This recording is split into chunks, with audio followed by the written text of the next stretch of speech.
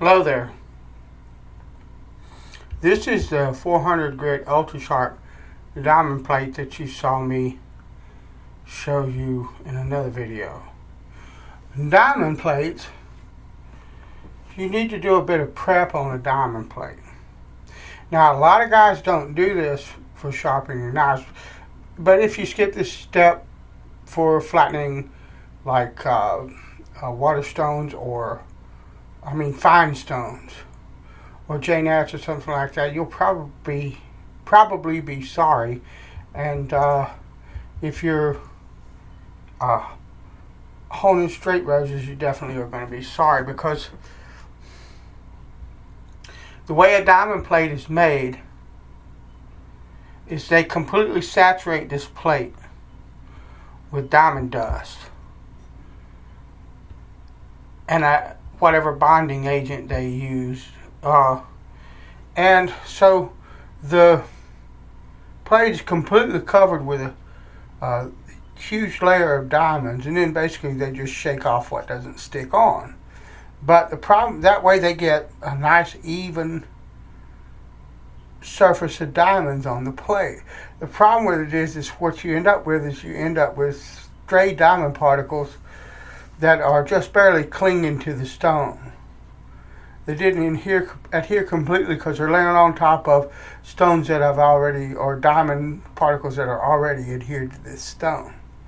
And when you go to flatten like a J-nat or a water stone or some kind of nice finisher, that diamond particle can pop loose and gouge the living snot out of your stone, and then you've got to take off a lot of the stone that you wouldn't normally have to take and waste a lot of material to get that out of there. Or you can be working on a really nice bevel and one of those stray diamond particles can come loose and gouge the living snot out of your bevel, and now you're going to have to take more steel off of it to fix that problem. And it's just better to take care of it. It takes like a minute or two at the most. And what I've got is, this is Dawn and water, and this is actually Dawn this time. And I've got a big, like 1.5 inch chisel. This is a cheap Harbor Freight chisel. I used to use a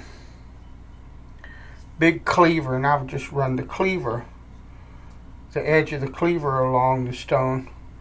But what you really need is, you need something with a sharp corner on it. And I can't find my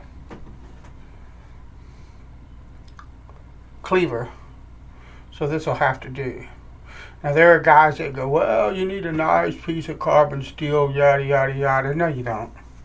This is not brain surgery.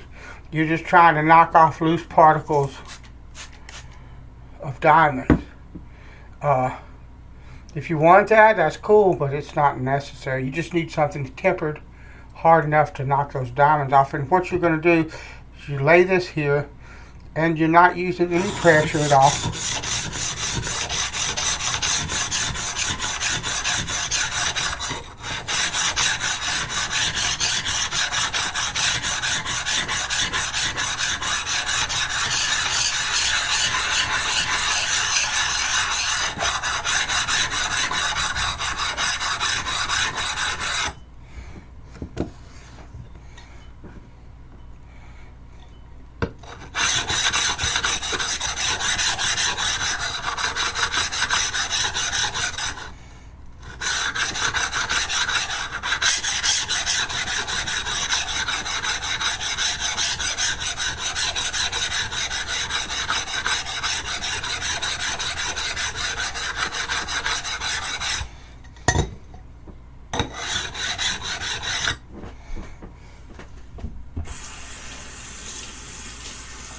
And that's it.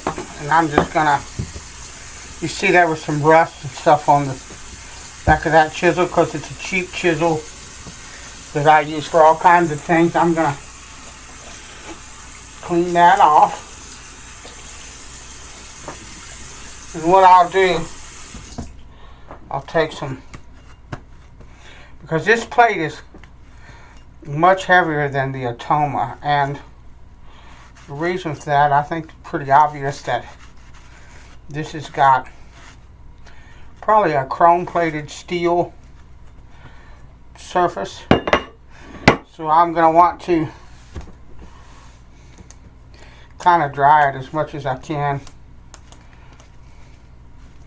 after use to try to hold down on any kind of rust that might form. But